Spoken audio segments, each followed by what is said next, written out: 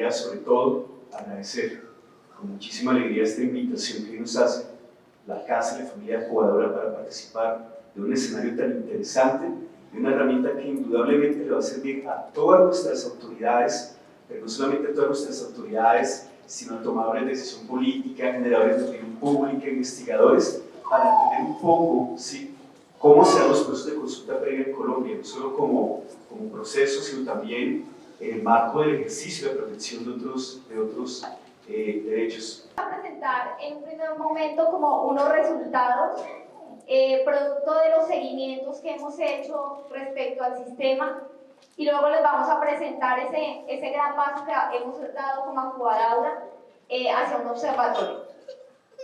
Hace un año, cuando lanzamos el Sistema Nacional de Información y Consulta Previa en este mismo espacio, hablábamos sobre la importancia del acceso a la información.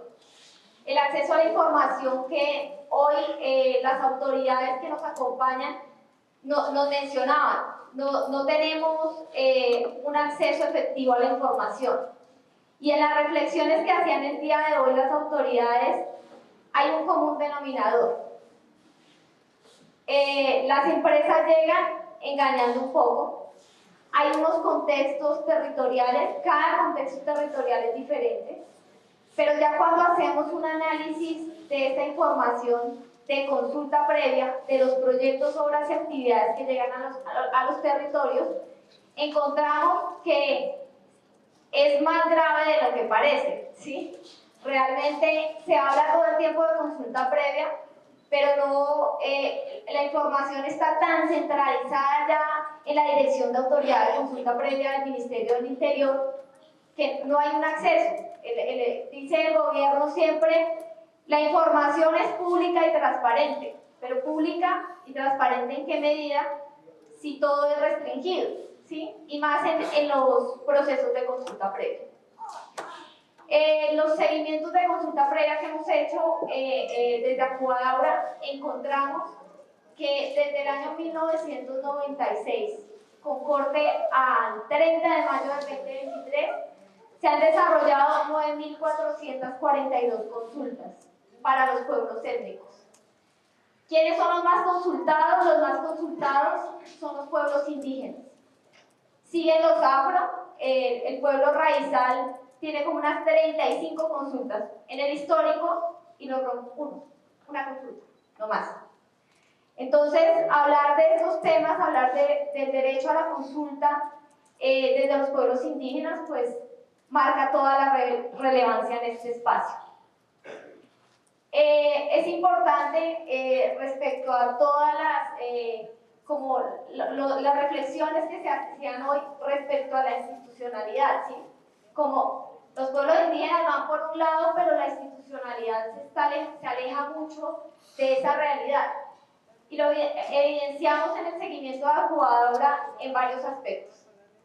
El primero, que la información de la Dirección de Autoridad de Consulta Previa, en este año, la información la publica cada mes, ¿sí?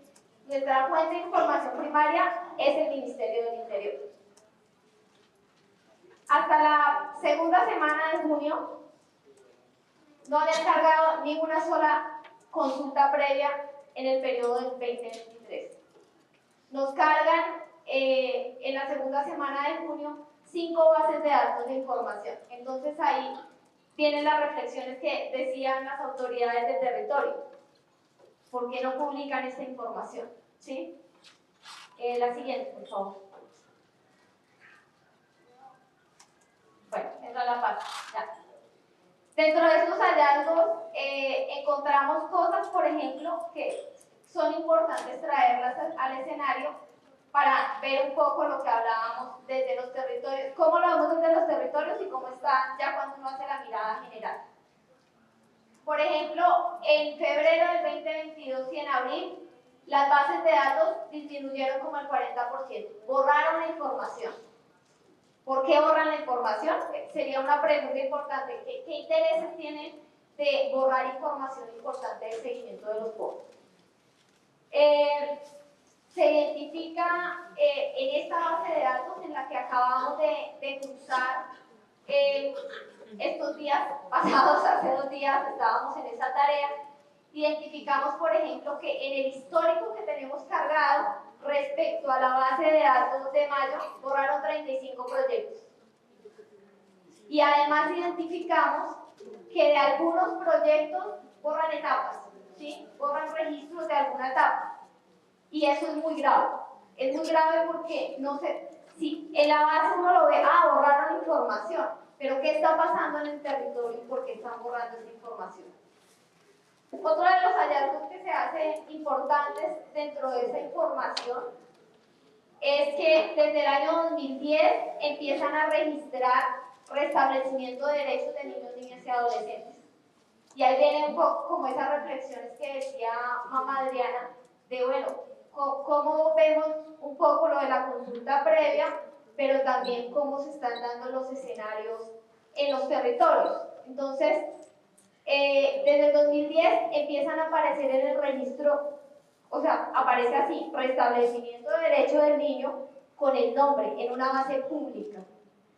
Y es bien complicado porque evidenciamos que hay 527 registros de restablecimiento desde el 2010.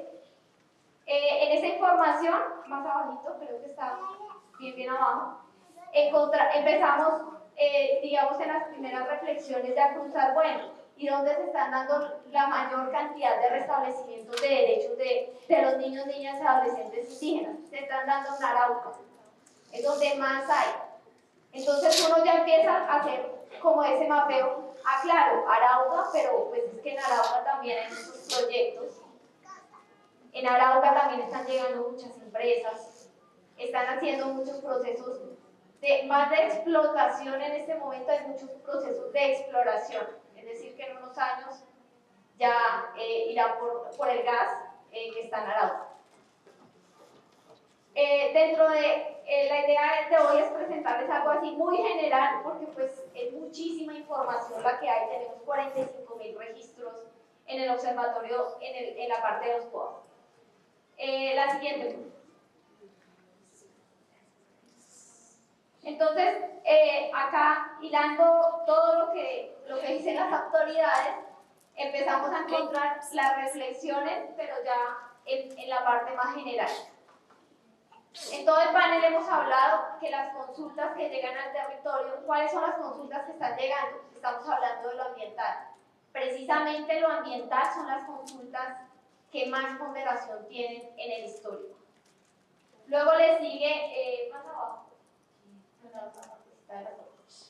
está lo ambiental, el sector de hidrocarburos y el sector eléctrico. Entonces, cuando hablaba del sector eléctrico, el funcionario James Larrea, del Ministerio de Minas, él decía que la matriz hidroenergética está, el 64.8% está centrada en la parte de hidroeléctricas, y acá lo evidenciamos. Eso es lo que está llegando a los territorios, en lo eléctrico, en lo ambiental y en hidrocarburos. ¿Qué vemos también? Vemos que ¿quiénes son los ejecutores? Entonces, ¿quiénes son los que llegan al territorio? Son los mismos, ¿sí? Y una autoridad lo decía cuando hablaba del mercado de carbón. Decía, es que llega la empresa, no se engañan, y llega otra empresa camuflada. Eso es lo que está pasando porque la tendencia, lo que vemos, es que llegan las mismas empresas. Entonces, vemos sectores donde históricamente han llegado las mismas 92 empresas, donde a todos los territorios. Es decir, nos tienen realmente mapeados de cómo llegar las grandes industrias. Vemos, digamos, dentro de esa categoría que dan desde el ministerio, que hay 41% de procesos activos en este momento y 18% en protocolización. Pero acá viene una reflexión importante. Cuando nosotros empezamos ya a ver el detalle de cada proyecto, entonces, digamos, aleatoriamente, yo digo, voy a entrar a un proyecto a ver cómo está, le doy en un punto de ese mapa que tenemos. Entonces encontramos, por ejemplo, anomalías como no hacen toda la secuencia de las etapas, y hoy hemos hablado mucho de eso. la secuencia de las etapas de la consulta 1, 2, 3.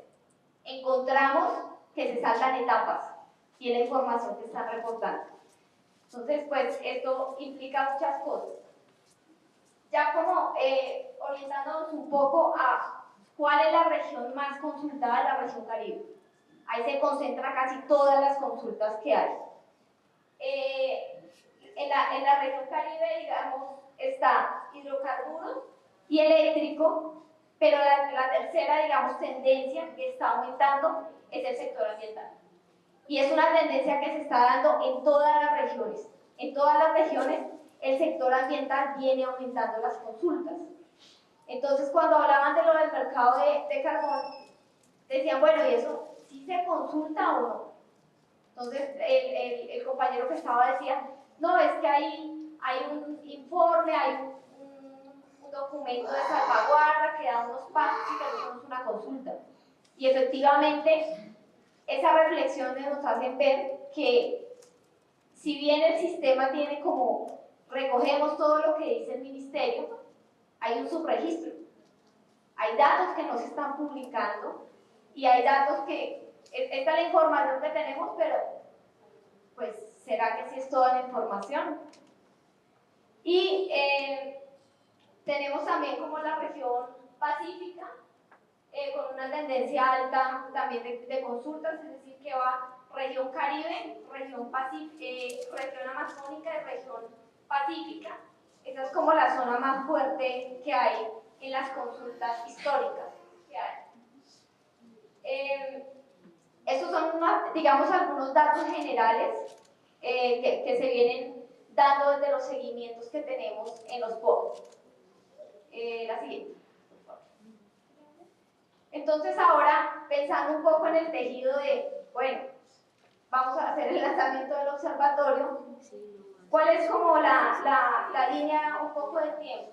En el año 2020, pues entendiendo que desde la misión de Acubadaura está todo el proceso de defensa de la consulta previa, ya se empieza como a hacer este camino del sistema y ahora del observatorio.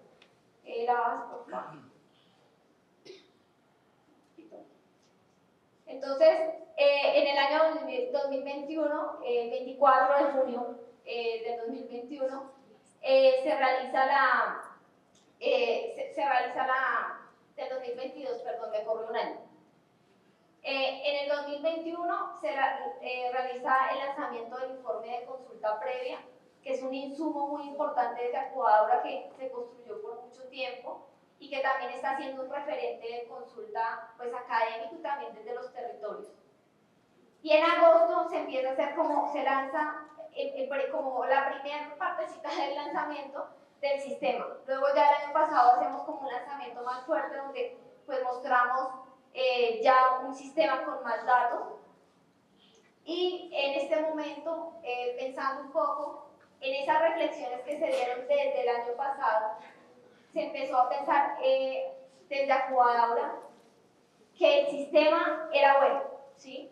Que el sistema iba a aportar, pero que debíamos dar un paso más hacia un observatorio.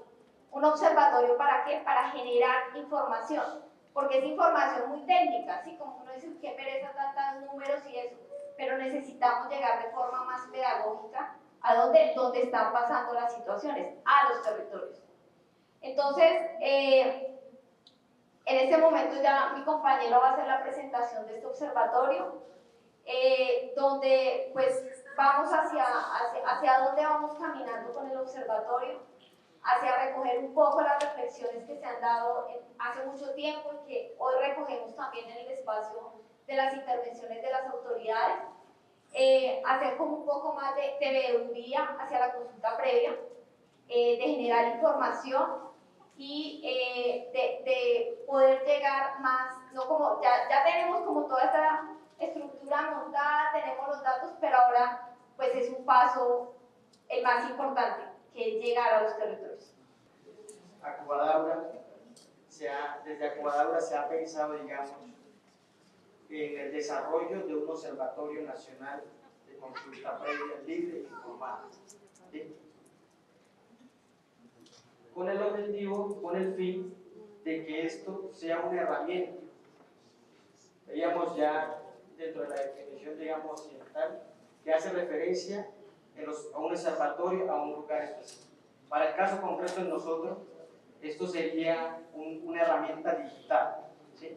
Una herramienta digital en donde, digamos, está en la nube, dicen los ingenieros, donde se recoge, recopila, se investiga toda la información en relación al derecho fundamental de la consulta previa, libre e informal.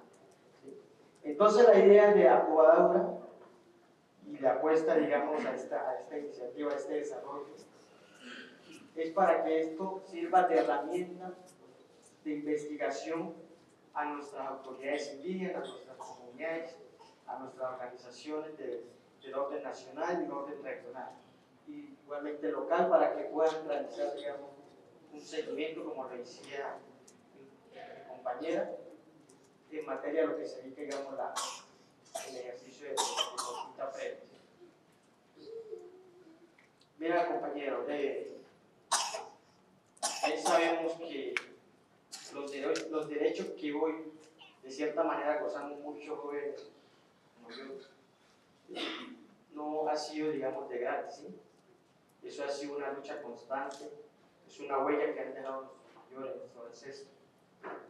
Es por eso, por ese motivo, digamos, que hoy, de cierta manera, se nos ha hecho un reconocimiento a nuestros derechos como pueblo escénico.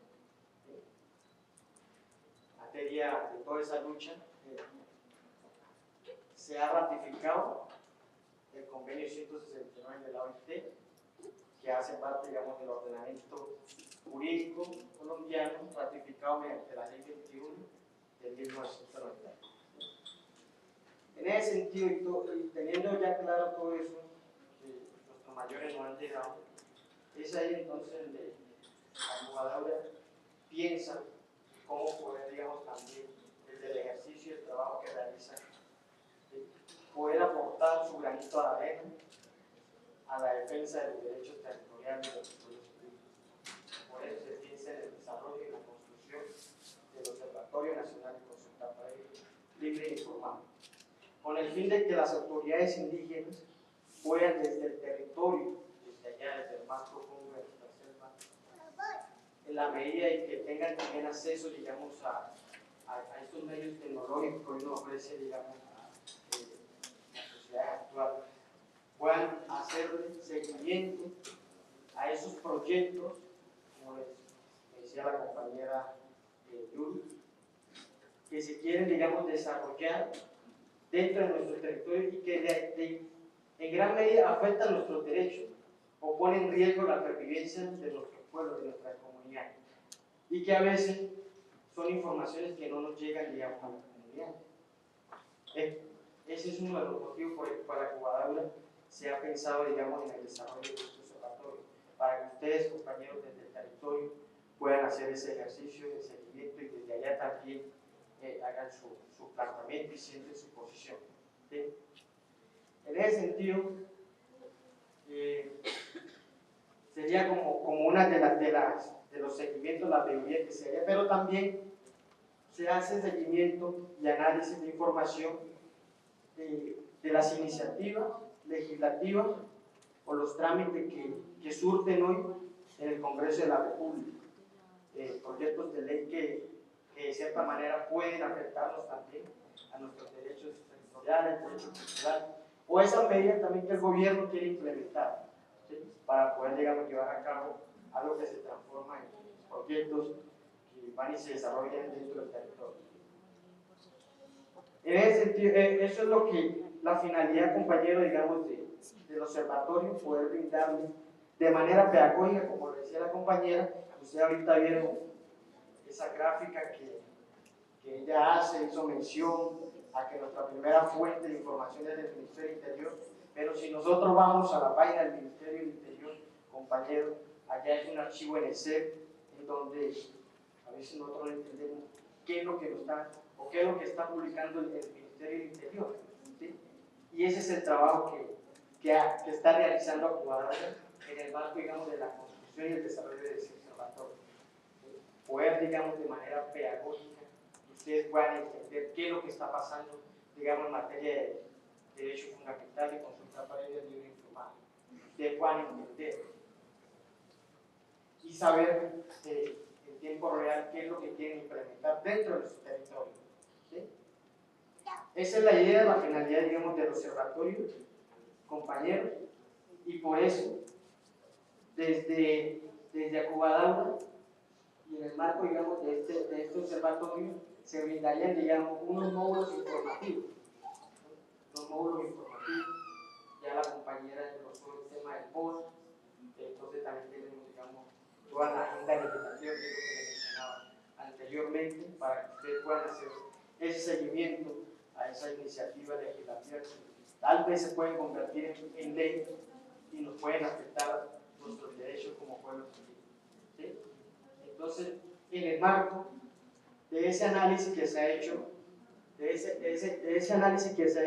hemos evidenciado que en el último periodo legislativo del anterior Congreso de la República, que terminó ya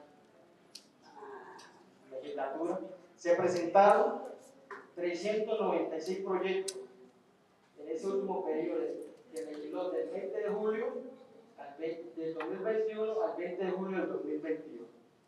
Y en ese análisis encontramos, evidenciamos, rastreamos 15 iniciativas legislativas que pudieron, digamos, de cierta manera afectar los derechos territoriales, nuestros derechos fundamentales como pueblos indígenas.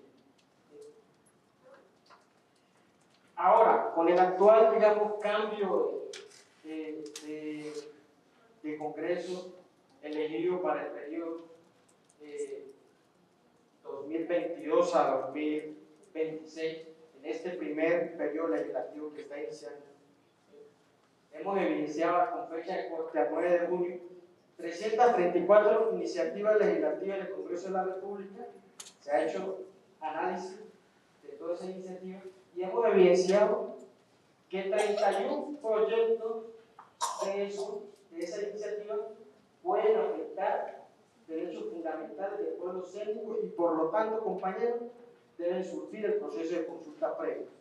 Es esa información que nosotros queremos brindarles a ustedes para que ustedes desde los territorios, las organizaciones indígenas, puedan también, digamos, tomar decisión y sentar su posición frente a todas estas iniciativas que están surgiendo trámite hoy en el Congreso de la República.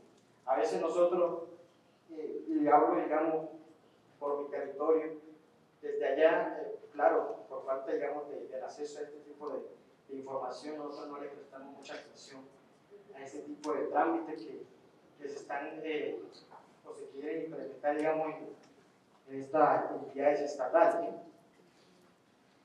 Y no le prestamos atención y decimos, no, a mí no me interesa eso, yo tengo que ver eso, no, pero eso nos va a afectar directamente. Por ejemplo, ¿qué están planteando con la reforma de la salud? ¿Sí? ¿Qué hay ahorita para los pueblos indígenas? ¿Cómo estamos nosotros incluidos ahí? ¿Concertar con las comunidades indígenas o no? Entonces, esa es la idea de este apartado, de este módulo de agenda legislativa, que ustedes puedan hacer ese seguimiento a todos esos trámites que surten y que están surtiendo hoy en el Congreso de la República. Ahí vamos a brindar, digamos, información de documentos, publicaciones, informes, que organizaciones dedicadas también a la defensa de los derechos territoriales, investigadores muy juiciosos, profesionales, nos han aportado también en gran medida a la defensa de nuestros derechos, han realizado en materia, digamos, de consulta previa libre e informada. Entonces, esta herramienta nos sirve, digamos, para poder fortalecer también nuestros conocimientos y poder tener esos argumentos que necesitamos en el momento que nos toque debatir y defender nuestros derechos en algún escenario donde quieran, digamos, o se esté discutiendo algún tipo de proyecto o iniciativa que nos vaya a afectar a nosotros. ¿Sí? También tenemos el módulo informativo de denuncias y comunicados, en donde, digamos, queremos evidenciar esa posición, esa postura que ha tenido el movimiento indígena, y no solamente el movimiento indígena, sino también esos sectores que también nos apoyan en la defensa de nuestros derechos, de la protección y bueno, y la exigencia también de la garantía a ellos mismos, ¿no? Tenemos otro módulo que se llama normas en consulta previa, el cual nos arrojaría, digamos, esas herramientas jurídicas que ya hacen parte del ordenamiento jurídico de nuestro país, ¿sí? Que son herramientas que nos sirven, digamos, esa es la herramienta, compañero, para poder defender nuestros derechos, ¿sí? Entonces, en ese módulo vamos a relacionar toda esa normatividad que compete en materia, digamos, a la defensa de los derechos de nuestros pueblos. Está el apartado y el módulo de información denominado jurisprudencia en consulta previa, y aquí, a mi manera de ver, como lo decía ahorita el mayor Tegría, nosotros nos ha tocado para la defensa, digamos, o garantizar, digamos, de cierta manera nuestros derechos, acudir a esos escenarios donde se nos puedan, digamos, dar la protección a nuestros derechos. Y esta jurisprudencia, lo que nos va a reflejar es eso, esa jurisprudencia que se han emitido desde el año 92 hasta la fecha, en donde la Corte Constitucional ha emitido conceptos, fallos, en casos específicos, para defender, digamos, de cierta manera, los derechos de nuestras comunidades. Compañeros, autoridades indígenas, que voy a hacer presencia aquí, representantes de las organizaciones, es que ustedes también, desde su conocimiento, desde su sabiduría, desde toda esa sabiduría que nos han dejado, digamos, a cada pueblo desde la ley de origen, nos puedan ayudar a seguir construyendo esta herramienta, a seguir aportando, y en ese sentido también poder brindarle esta información a nuestras comunidades de base, que también muchos lo necesitan, y ayudan también, como decía Víctor Mayor, en el ejercicio de la defensa de los derechos territoriales de manera directa, porque son ellos los que están allá defendiendo a diario el territorio, defendiendo la vida, no solo de nosotros como pueblos indígenas, sino también de la humanidad, porque defendemos el territorio y cuidamos la madre tierra, y si no la cuidamos, mire lo que está pasando con el tema del calentamiento global y todo eso. Ahorita ya, según con el tema de los bonos de carbono, quieren que compensar, y bueno, ya ustedes escucharon toda la reflexión y el análisis que hicieron nuestros compañeros. Cuando uno empieza a revisar esos datos ambientales, uno ve proyectos y uno dice, bueno, veamos qué proyectos hay en lo ambiental, pero no está lo del mercado de carbón. Es decir, el Estado abre la puerta y dice, acá está lo del mercado, siga, ¿sí? Pero ¿quién está haciendo seguimiento a eso? ¿Cómo están llegando? ¿Cuáles son los mecanismos? El compañero Andrés Bermúdez nos nombraba unos documentos como del paso a paso que hay, pero es que un paso a paso no es una consulta. Y el tema del mercado verde, digamos que en algún momento estaba así como calladito, ¿sí? Como así como el que se hace a un ladito, pero en este momento está llegando a los territorios en masa. Y esas son las reflexiones que hay que empezar a hacer. Sobre las empresas que tenemos acá en el sistema, digamos que uno, de acuerdo al sector que quiera revisar, puede entrar y empezar a ver cuáles son las empresas. Ponemos a disposición, si quieren su merced consultar, si quiere hacernos una solicitud más explícita, se le hace un reporte, digamos, más detallado, porque lo que les digo es muchísima información, ¿sí? Entonces, al ser tanta información, digamos, el año pasado nosotros hicimos el lanzamiento y una autoridad de La Guajira hizo una solicitud. Yo quiero saber en mis resguardos cuántas consultas hay. Tiempo.